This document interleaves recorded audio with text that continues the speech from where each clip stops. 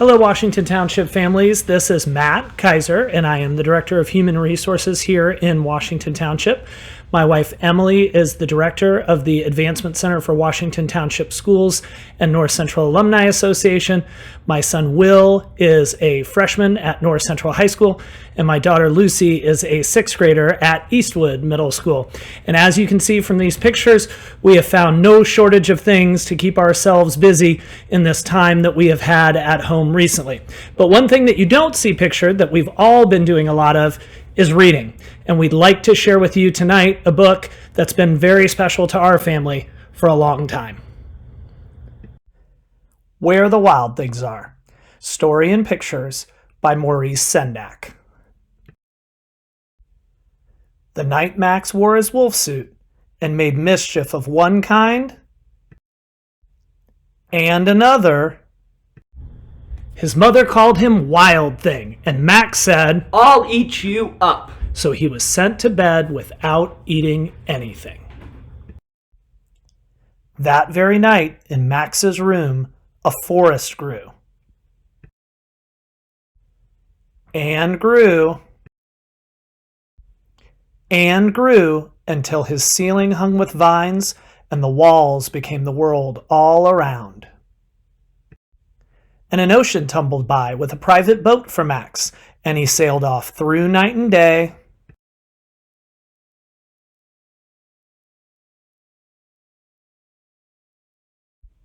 And in and out of weeks, and almost over a year, to where the wild things are.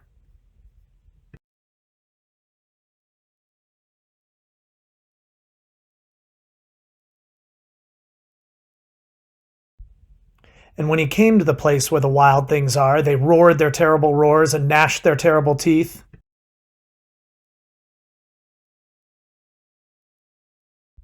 And rolled their terrible eyes and showed their terrible claws. Till Max said, "Be still," and tamed them with the magic trick.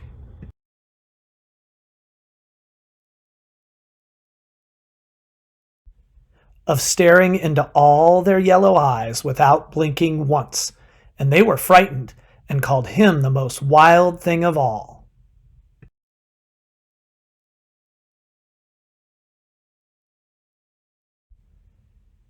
And made him king of all wild things.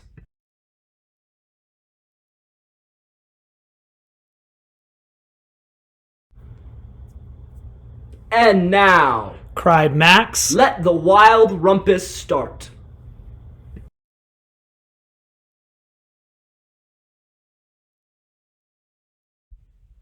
and then they rumpused.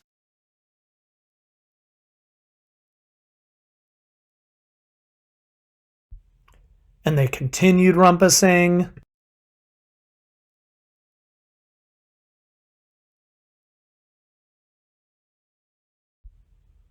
And then there was substantially more rumpusing.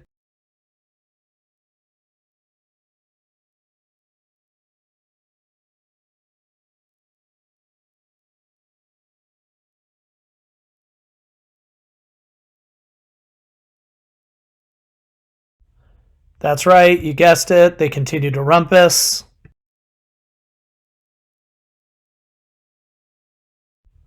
At this point, I think we can all agree that perhaps the rumpus has gotten a bit out of hand.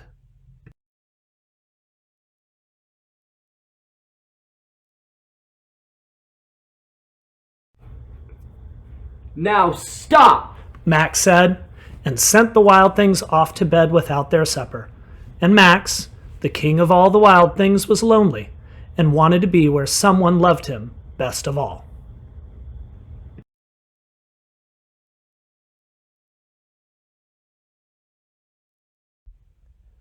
Then all around, from far away across the world, he smelled good things to eat. So he gave up being king of where the wild things are.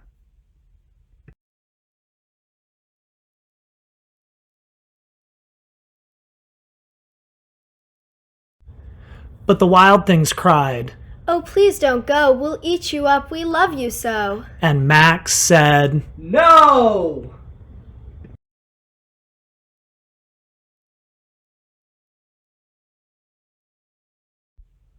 The wild things roared their terrible roars and gnashed their terrible teeth and rolled their terrible eyes and showed their terrible claws. But Max stepped into his private boat and waved goodbye and sailed back over a year and in and out of weeks and through a day.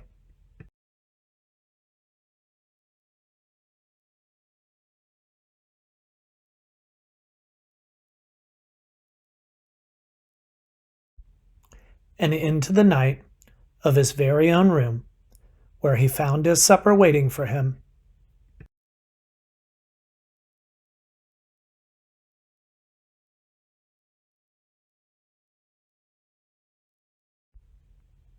And it was still hot.